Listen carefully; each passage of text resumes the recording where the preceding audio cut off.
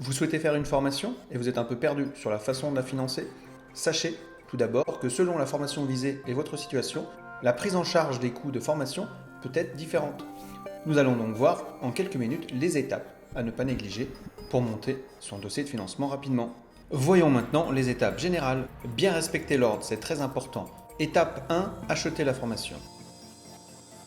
Étape 2, demande de financement. Étape 3, suivre la formation. Étape 4, envoyer le dossier de demande de remboursement. On peut résumer ces étapes en 4 blocs que vous voyez apparaître ici en vert. Alors maintenant, voyons tout de suite ces étapes en détail. Étape 1, l'achat de la formation. Alors il faut acheter votre formation sur le site de helweb.fr. Vous avez des facilités de paiement en 2 fois sans frais. Ensuite, vous recevrez par mail vos codes d'accès si vous avez choisi une formation en ligne. La formation commencera un mois minimum après votre achat, que vous soyez en présentiel ou en ligne. Pourquoi? Parce qu'en général, il faut faire sa demande de financement un mois avant le début de la formation. Étape 2, monter le dossier de financement. Helweb vous fournit les documents suivants: la convention de formation, le programme de formation,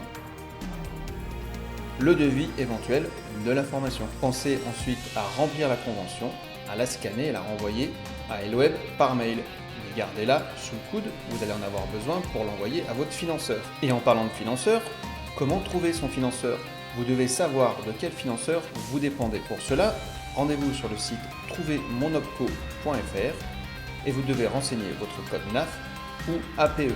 Pour les artisans, vous dépendez directement de votre CRMA. Une fois que vous connaissez votre financeur, il faut le contacter. Envoyez un mail et Helweb, dans son dossier, vous donne un mail de modèle à copier-coller pour être sûr d'avoir une réponse. Ensuite, suivez les instructions lorsque le financeur vous aura répondu. Il vous restera à compléter votre dossier de financement. En général, vous aurez besoin de votre RIB, d'une déclaration de chiffre d'affaires et d'un numéro de SIRET.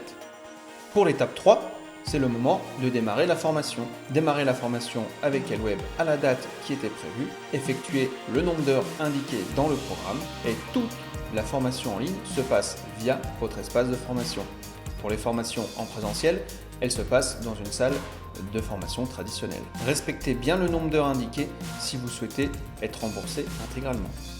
Et enfin, la dernière étape, l'étape numéro 4, la fin de formation. Helweb vous enverra la facture acquittée qui fera foi, vos états de connexion ou votre feuille de présence, et ensuite il ne vous restera plus qu'à envoyer ces documents à votre financeur et éventuellement à compléter le dossier avec d'autres documents qui vous seront demandés par votre financeur et qui ne dépendent pas directement de Helweb. Vous voyez, ce n'est pas plus compliqué que ça.